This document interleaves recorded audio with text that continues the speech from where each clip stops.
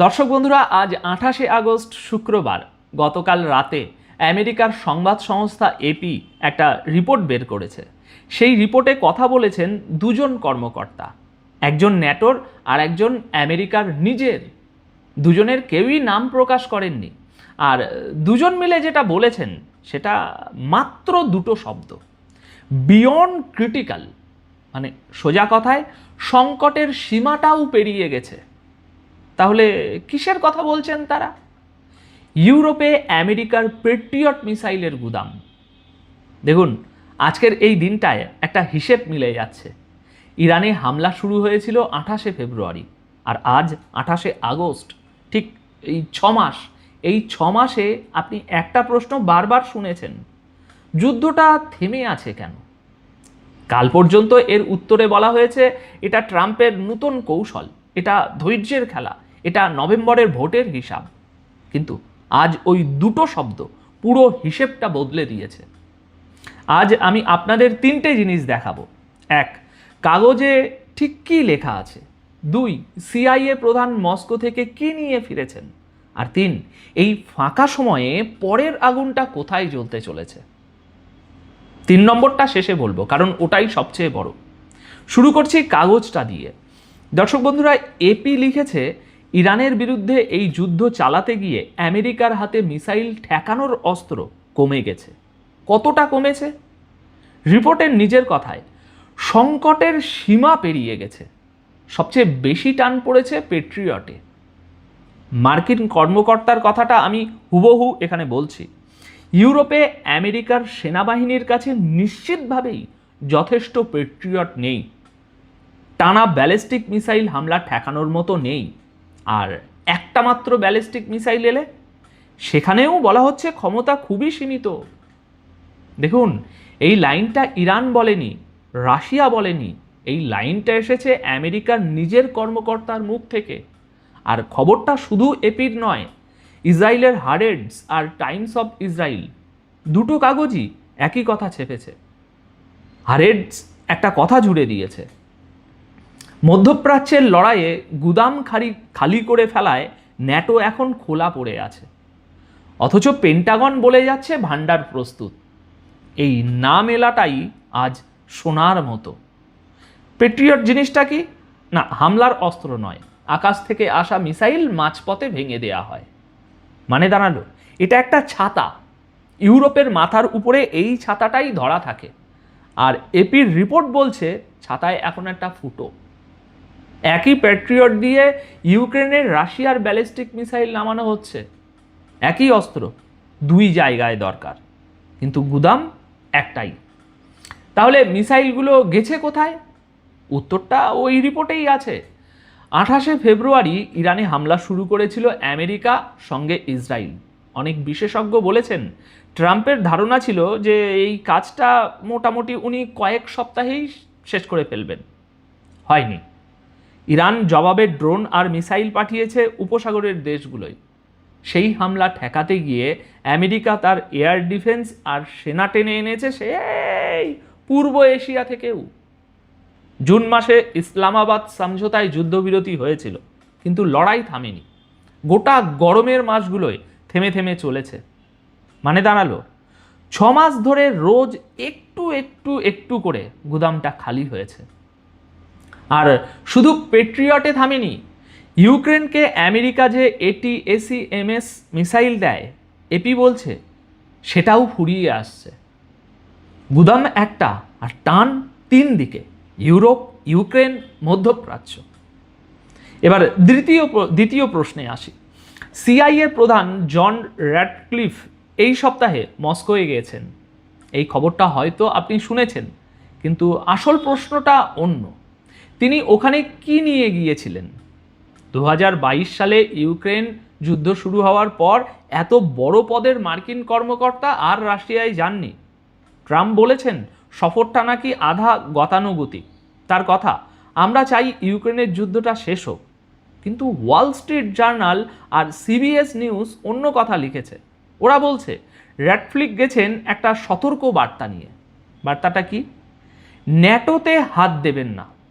Journal লিখেছে মার্কিন গোয়েন্দাদের হিসেব বলছে পুতিন আগামী কয়েক বছরের মধ্যে ন্যাটোকে একবার পরখ করে দেখতে পারেন, মানে ছোট মাপের একটা হামলা দিয়ে। সিবিএস আরও লিখেছে, মস্কোয় ইরান নিয়েও কথা হয়েছে, হরমুজ না খুললে আরও স্যাংশন আসবে। এই কথাটাও র্যাডক্লিফ বলে এসেছেন। ট্রাম্প দুটোই উড়িয়ে দিয়েছেন, বলেছেন আপনারা যেসব কারণের কথা বলছেন ও তার জন্য ওখানে যায়নি। আর রাশিয়া মুখপাত্র দিমিত্রি পেসকেভ বলেছেন পুতিনের সঙ্গে দেখা হয়নি, কথা হয়েছে গোয়েন্দা স্তরে, পুতিনকে পরে জানানো হয়েছে। ইউক্রেন প্রসঙ্গ উঠেছে কিনা সেটা তিনি বলতে চাননি। এবার দুটো জিনিস পাশাপাশি রাখুন, একদিকে ইউরোপের ছাতায় ফুটো, অন্যদিকে সিআইএ প্রধান মস্কোয় বসে বলছেন ন্যাটোকে পরখ করবেন না। মানে দাঁড়ালো ইউরোপে ঠেকানোর অস্ত্র কম, তাই সেই কথাটা ফোনে নয় লোক পাঠিয়ে বলে আসতে হয়েছে। আর সিরিয়ার একটা খবর আছে যেটা এর সঙ্গে সরাসরি জোড়া, ওটা একটু পরেই বলবো। 3 নম্বর তথ্যটা সমুদ্র থেকে। আমেরিকার বিশাল যুদ্ধজাহাজ ইউএসএস আব্রাহাম লিঙ্কন 9 মাস পর দেশে ফিরেছে। কয়েকদিন আগে এই চ্যানেলে আমরা ওই ফেরার খবরটা দিয়েছিলাম বিস্তারিতভাবে। আজ ভিতরের ছবিটা বলি। জাহাজটা রওনা হয়েছিল গত বছরের নভেম্বরের শেষে, ফেরার কথা ছিল মে মাসে, ফেরেনি, কারণ ইরানের বিরুদ্ধে অভিযানে ওটাকে বারবার আটকে রাখা হয়েছে। আর জাহাজে ছিলেন প্রায় 5000 নাবিক আর সেনা। সমুদ্রে কেটেছে 260 দিনের বেশি, বন্দরে প্রায় নামাই হয়নি। আধুনিক মার্কিন নৌবাহিনীতে এটাই এখন রেকর্ড, আর রেকর্ডটা গর্বের নয়। একাধিক সংবাদ মাধ্যম লিখেছে জাহাজে খাবারের টান পড়েছিল, গরম জলের টান পড়েছিল, খাওয়ার জলের টান পড়েছিল, কিছুই ঠিকমতো পাওয়া যাচ্ছিল না। পাইপলাইনেও সমস্যা হয়েছে। নাবিকদের পরিবার প্রকাশ্যে বলেছে যে ভিতরের মনোবল ভেঙে পড়েছে। লিঙ্কনের জায়গায় এসেছে আরেকটা যুদ্ধজাহাজ ইউএসএস জর্জ ওয়াশিংটন। দুটো তারিখ পাশাপাশি রাখুন। ফেরার কথা ছিল মে মাসে, ফিরেছে আগস্টে। এবার উল্টো দিকের কথাটা বলি, এটা না বললে হিসাবটা এক পক্ষের হয়ে যায়। আজই আল জাজিরায় একটা মতামত লেখা বেরিয়েছে। লেখক একজন রিপাবলিকান রাজনৈতিক কৌশলবিদ, ট্রাম্পের প্রচারে কাজ করেছেন উনি, সেটা মাথায় রাখুন। 4 বক্তব্য। 6 মাস পরে ট্রাম্পের কৌশল কাজ করতে শুরু করেছে। তার যুক্তি কি? তিনি লিখেছেন হরমুজে ইরানের নিজের ঘোষিত পথ দিয়ে এখন অল্প জাহাজই যাচ্ছে। জাহাজ চলাচলের হিসাব রাখা সংস্থা কেপলারের তথ্য বলছে 80% বেশি পারাপার এখন অন্ধকারে, নয়তো অজানা পথে। তিনি আরও লিখেছেন যে নাতাঞ্জ, ফর্দো, ইস্পাহানে এই যে হামলা হয়েছে, সেই হামলার পরে ইরানের পরমাণু কাজের একটা বড় অংশ নষ্ট হয়েছে। এগুলো তার দাবি, তার হিসাব। কিন্তু দেখুন, একই লেখায় তিনি নিজেই লিখেছেন এটাকে জয় বলা যাবে না। পরমাণু প্রশ্নে ফলটা মিশ্র। পিকক্স মাউন্টেনে কাজ চলছেই, মানে ইরানের কাজ চলছেই, আর মিশন সম্পূর্ণ বলাটা এখন বিপজ্জনক। তার মানে একটা জায়গায় দুই পক্ষের হিসেব মিলে যাচ্ছে। 6 মাসে যে লক্ষ্য নিয়ে যুদ্ধ শুরু হয়েছিল সেই লক্ষ্য পূরণ আজও হয়নি। এবার আমার নিজের কথাটা বলি। আমার হিসেব বলছে এই থেমে থাকাটা কৌশল নয়, এটা হিসেবের বাধ্যতা। ধৈর্য দেখানো একটা বাছাই। এখানে একটা জিনিস আলাদা করে খেয়াল করুন, পেন্টাগন এখনও বলছে ভান্ডার প্রস্তুত আছে, অথচ ন্যাটোর একজন, আমেরিকার একজন, 2 কর্মকর্তাই সংবাদ মাধ্যমকে উল্টো কথা বলেছেন, নাম গোপন রেখে। আর একটা সংখ্যা এখানে নেই, ইউরোপে কত পেট্রিয়ট মজুদ আছে পেন্টাগন সেটা বলেনি, অথচ সংখ্যাটা দেখিয়ে দিলেই ল্যাটামি চুকে যায়, তর্কটা শেষ হয়ে যায়। সেটা এখনও করা হয়নি। এবার প্রশ্নটা উল্টে দিই, বোমা যদি কমে গিয়ে থাকে তাহলে আমেরিকা এখন কোন অস্ত্র দিয়ে লড়ছে? উত্তর একটাই, টাকা। সোমবার মার্কিন অর্থমন্ত্রী স্কট বেসেন্ট নতুন স্যাংশন ঘোষণা করেছেন, নাম দিয়েছেন অপারেশন ইকোনমিক আউটকাস্ট। বাংলা করলে যার অর্থ দাঁড়ায় ইরানকে দুনিয়ার বাইরে ফেলে দেওয়ার একটা অভিযান। তালিকায় প্রায় 60টা সংস্থা, ব্যক্তি আর জাহাজ আছে, তার মধ্যে 21টাই চীনের। বেসেন্টের কথা, ইরানের হয়ে টাকা সরালে সেই সংস্থাকে ডলারের ব্যবস্থা থেকে বের করে দেয়া হবে। তার একটা লাইন মন দিয়ে শুনুন, ঘড়ি এইমাত্র চলতে শুরু করেছে। এবার সংখ্যাটা দেখুন, বিশ্বব্যাংকের সবচেয়ে সাম্প্রতিক হিসাব বলছে ইরান পণ্য পাঠায় 147টা দেশে আর পণ্য আনে 114টা দেশ থেকে। মানে দাঁড়ালো দুনিয়ার প্রায় 3/4 দেশকে একসঙ্গে থামাতে হবে। সাংবাদিকরা বেসেন্টকে ঠিক এটাই জিজ্ঞাসা করেছেন, কিভাবে করবেন। তিনি বলেছেন, আমরা নাম বলবো না, সময়সীমাও বলবো না। চীন কি এটা মানবে? সেই প্রশ্নেও তিনি সরাসরি উত্তর দেননি। আর চীনের জবাব এসেছে এক লাইনে। ওয়াশিংটনে চীনা দূতাবাসের মুখপাত্র রয়টার্সকে বলেছেন, স্যাংশন আর চাপে সমস্যার সমাধান হয় না। ওদিকে ইরানের জবাবটা আরও ছোট। ইরানের সংসদের স্পিকার মোহাম্মদ বাকের গালিবাফ এক্সে লিখেছেন, আমেরিকার অবস্থা এখন এমন নয় যাতে অন্য দেশের সঙ্গে সম্পর্ক আরও কমাতে পারে। এটা তার দাবি। কিন্তু দাবিটা কোথায় গিয়ে বসছে খেয়াল করুন, ঠিক ওই পেট্রিয়টের খবরটার উপরে। এবার আসি হরমুজে। মঙ্গলবার ট্রাম্প নিজের ট্রুথ সোশ্যাল হ্যান্ডেলে লিখেছেন, হরমুজের আন্তর্জাতিক জলসীমা থেকে সব মাইন সরানো হয়েছে, নয়তো ফাটিয়ে দেওয়া হয়েছে। নতুন মাইন বসালে সেই জাহাজ সঙ্গে সঙ্গে ধ্বংস করা হবে সেই জাহাজকে। তিনি আরও লিখেছেন, মার্কিন স্পেস ফোর্স প্রণালীর প্রতিটা ইঞ্চিতে নজর রাখছে, সঙ্গে ইরানের পিকক্স মাউন্টেনেও। এবার এখানে একটা জিনিস লক্ষ্য করুন, তিনি বলেননি যে কতগুলো মাইন সরানো হয়েছে বা ফাটানো হয়েছে, সংখ্যাটা নেই। আর ওদিকে ইরান কি করছে? ইরান হরমুজের জাহাজ চলাচল দেখার জন্য নিজেদের একটা কর্তৃপক্ষ বসিয়েছে। তারা রবিবার জানিয়ে দিয়েছে, ইরানের নিয়ম না মানা যে জাহাজ পার হবে পরের বার তার পারাপারে বাধা আসবে। আর বৃহস্পতিবার ইরানের নিরাপত্তা পরিষদের প্রধান মোহসেন রেজাই লেবাননের আল মানার টিভিতে বলেছেন, হরমুজ খোলার শর্তের একটা তালিকা তৈরি হচ্ছে, সেটা যাবে মধ্যস্থতাকারীদের হাতে। শর্তের একটা কি? এই অঞ্চলে সমস্ত যুদ্ধ বন্ধ করতে হবে। ওমানের সঙ্গে ইরান একটা পারাপারের পথও ঠিক করে ফেলেছে। রেজাই বলেছেন, আমেরিকা শর্ত মানলে জাহাজ প্রণালীর মাঝখান দিয়ে যাবে ইরানের ঠিক করে দেওয়া পথে। আর যারা মধ্যস্থতা করছেন তাদের একজন এই মুহূর্তে তেহরানেই বসে আছেন। কে? কাতারের প্রধানমন্ত্রী। মানে দাঁড়ালো হরমুজ কবে স্বাভাবিক হবে সেই সিদ্ধান্তটা এখনও তেহরানের হাতেই আছে। আজ 3টে আলাদা জায়গার কথা বললাম, 3টে আলাদা ঘটনা, আলাদা খবর, কিন্তু ছবিটা একটাই। যে দেশটা 6 মাস আগে বলেছিল কয়েক সপ্তাহেই কাজ শেষ, সেই দেশটার হাত এখন 3 দিক থেকে টানা, আর চারপাশের সবাই মেপে দেখছে টানটা ঠিক কত দূর যায়। আজ যদি একটা কথা মনে রাখতে হয় সেটা এই, ইরানে হামলা থামার আসল কারণ একটাই, আমেরিকার হাতে ঠেকানোর মিসাইল আর যথেষ্ট নেই। তাই সামনের কয়েকটা দিন এই দুটো জিনিস একটু মিলিয়ে নেবেন। প্রথমটা হচ্ছে পেট্রিয়ট নিয়ে পেন্টাগন কি বলে। ওরা যদি শুধু বলে ভান্ডার প্রস্তুত আছে, এটাই বলে যায়, অথচ একটা সংখ্যাও না দেয়, বুঝবেন ঘাটতির খবরটা ঠিক। আর যদি ইউরোপের নতুন পেট্রিয়ট পাঠানোর ঘোষণা আসে, বুঝবেন ওরা ব্যাপারটা মেনে নিয়েছে। এখানে আমার হিসেব বলছে যে সেপ্টেম্বরের প্রথম সপ্তাহটা হরমুজের জন্য বড় সপ্তাহ। রেজাইর ওই শর্তের তালিকা কার হাতে যায় তার উপরে অনেক কিছু দাঁড়িয়ে আছে। এবার তাহলে আপনার কথা শুনি, আপনার কি মনে হয়, আমেরিকা কি সত্যি থেমেছে নাকি শুধু গুদাম ভরার সময়টা নিচ্ছে? কমেন্টে লিখে জানান আপনাদের মতামত। আপাতত এই ভিডিও তাহলে এই পর্যন্তই। সবাই খুব ভালো থাকবেন, সুস্থ থাকবেন। ধন্যবাদ আপনাদের সকলকে। আসসালামু আলাইকুম, আশা করি সবাই ভালো আছেন। আমেরিকার জন্য আরও একটি বড় বিপদের সৃষ্টি হয়েছে। আমেরিকা এই বিষয়টি নিয়ে বেশ চিন্তিত। যুদ্ধ চলাকালীন আমেরিকা ইরানের উপর অঙ্কের মতো বোমাবর্ষণ করেছিল, মিসাইল ছুড়েছিল। এ বিষয়ে আপনারা সবাই জানেন। এখন ইরান এমন অনেক মিসাইল যা আমেরিকার ক্রুজ মিসাইলগুলোর অন্যতম, সেগুলোর অনেকগুলোই ইন্টারসেপ্ট করেছে এবং আমেরিকার অনেক মিসাইলই ইরানের উপর গিয়ে ফাটেনি। এখন আমেরিকার যে শীর্ষস্থানীয় মিসাইলগুলোকে ক্রুজ মিসাইল বলা হয়ে থাকে, সেগুলোর রিভার্স ইঞ্জিনিয়ারিং শুরু করে দিয়েছে ইরান।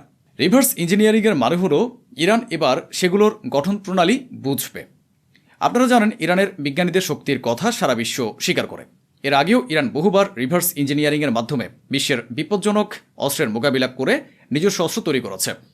এখন আমেরিকা যে তার শীর্ষস্থানীয় মিসাইলগুলো ইরানের উপর ছুঁড়েছিল, ইরান ঠিক সেগুলোরই রিভার্স ইঞ্জিনিয়ারিং শুরু করে দিয়েছে। আর আমেরিকার ভয়ের কারণ হলো ইরান হয় এখন তার চেয়েও মারাত্মক মিসাইল তৈরি করবে, অথবা তার সমকক্ষ কোনো মিসাইল বানিয়ে ফেলবে, কিংবা এর দুর্বলতা খুঁজে বের করে তা প্রতিহত করার প্রযুক্তি উদ্ভাবন করবে। এ কারণেই আমেরিকা আরও বেশি বিচলিত ও দিশেহারা হয়ে পড়েছে।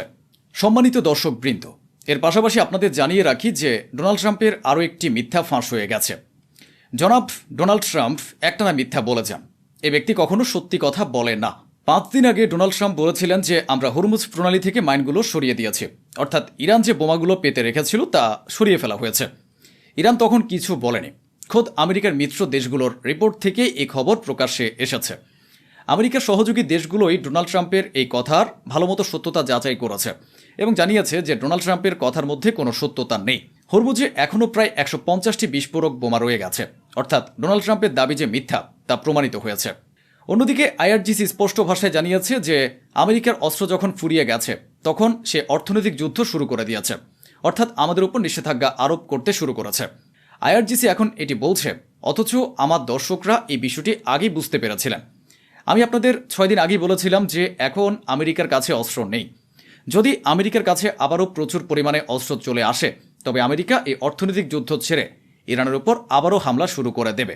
ইরানি মিডিয়া প্রকাশ করেছে যে ওমানের পথ দিয়ে ভারতের একটি বিশাল ট্যাঙ্কার হরমুজ প্রণালী অতিক্রম করার চেষ্টা করেছিল, যার পরে ইরান হুমকি দেয়। ইরানের একটি বড় যুদ্ধজাহাজ ওমানে ভারতের ট্যাঙ্কারটির পথ আটকে দেয়। আপডেট খবর হলো ভারতের সেই ট্যাঙ্কারটি এখন ফিরে গেছে। আমেরিকা হেরে গেছে। আমেরিকার পররাষ্ট্রমন্ত্রী ইউরোপের মিত্র দেশগুলোকে সরাসরি বলে দিয়েছেন যে ইরানের উপর হামলা করা আপাতত আমাদের কোনো পরিকল্পনা নেই।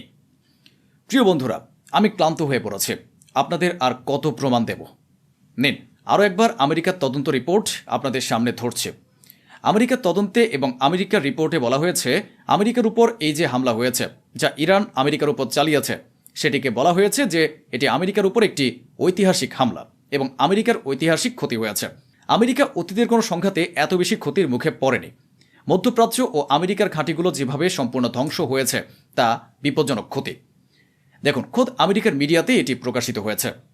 ইরান আমেরিকার intelligence, building, military hub, military base, defence equipment, আমেরিকার লং রেঞ্জ মিসাইল এবং বিভিন্ন ধরনের এয়ার ডিফেন্স সিস্টেম সব কিছু ধ্বংস করে দিয়েছে। আমেরিকার এয়ারক্রাফট, আমেরিকার ট্যাঙ্কার এবং আমেরিকার ফাইটার জেটগুলোকেও ইরান মারাত্মকভাবে ধ্বংস করেছে। আমেরিকার এত বড় ক্ষতি হয়েছে যা খোদ আমেরিকাই রিপোর্ট দেখানো হচ্ছে। আমেরিকার এতখানি ক্ষতি হয়েছে যে এখন মার্কিন সরকার ভাবছে ইরানের আশপাশ থেকে তাদের সামরিক ঘাঁটিগুলো সরিয়ে সৌদি আরব ও ইসরায়েলে স্থানান্তরিত করা হোক।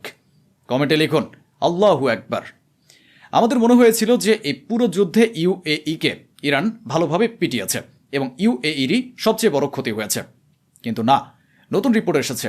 আর রিপোর্ট অনুযায়ী এই পুরো সংঘাতে আরব দেশগুলোর মধ্যে সবচেয়ে বেশি ক্ষতি হয়েছে কাতারের। কাতারের মূল কাজ ছিল এলএনজি রপ্তানি করা। সে এটি রপ্তানি করত এবং তা থেকে অর্থ উপার্জন করত।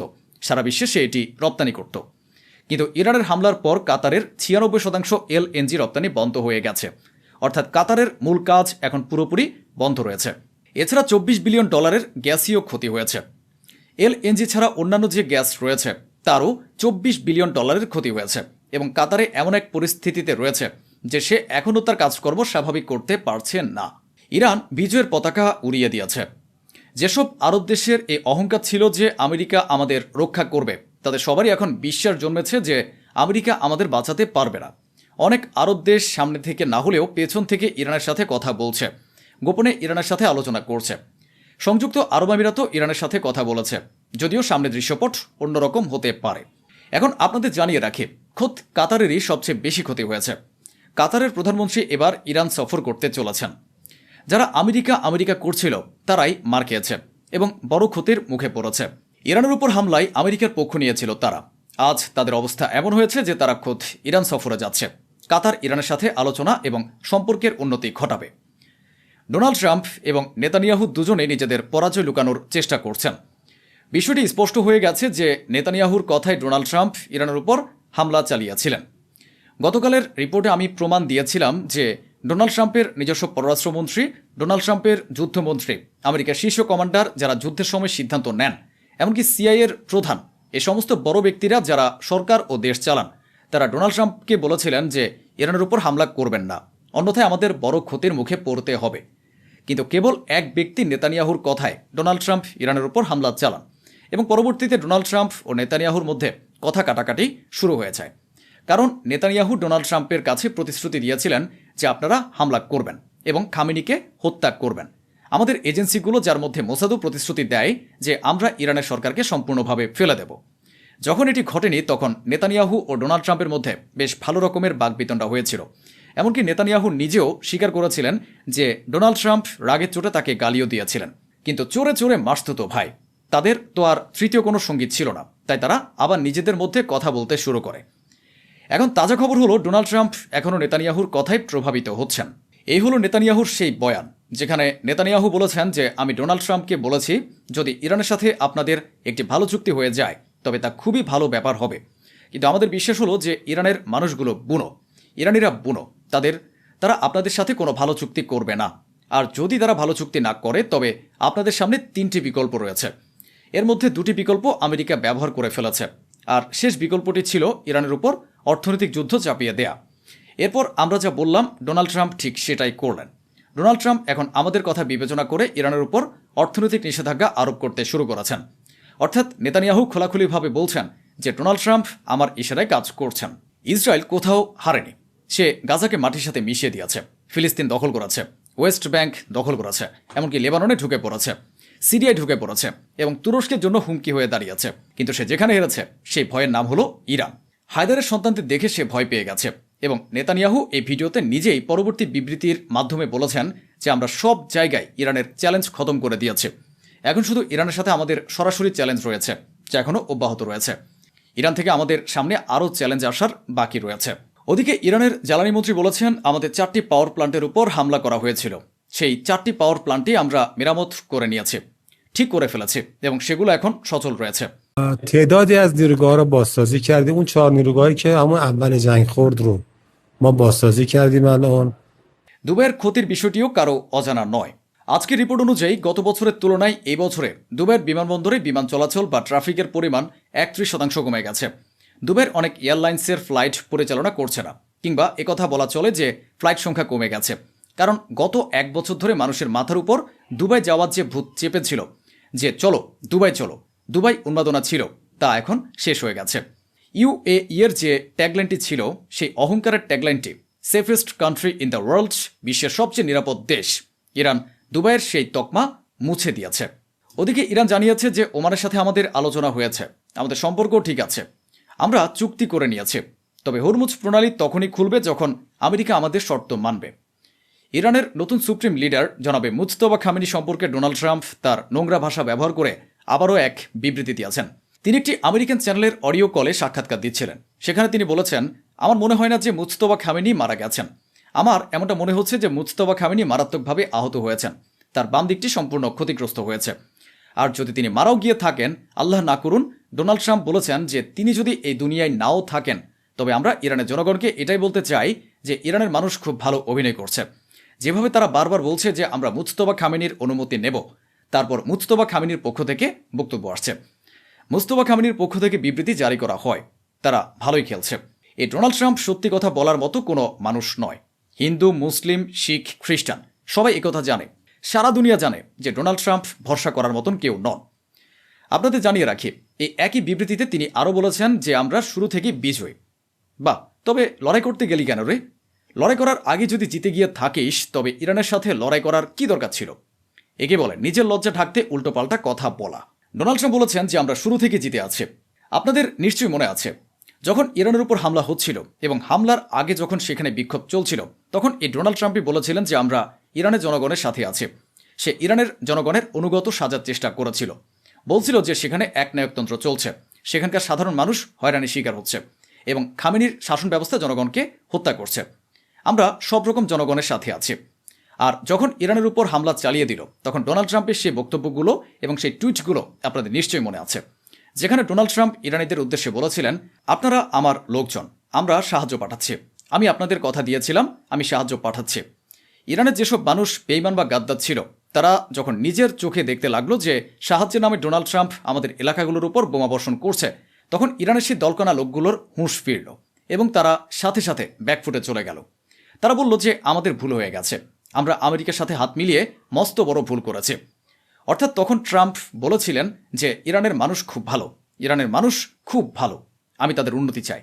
তবে আজকের তারিখে নিজের সাক্ষাৎকারে সে বলছে যে ইরানের মানুষ জঘন্য, ইরানের মানুষ খুবই খারাপ।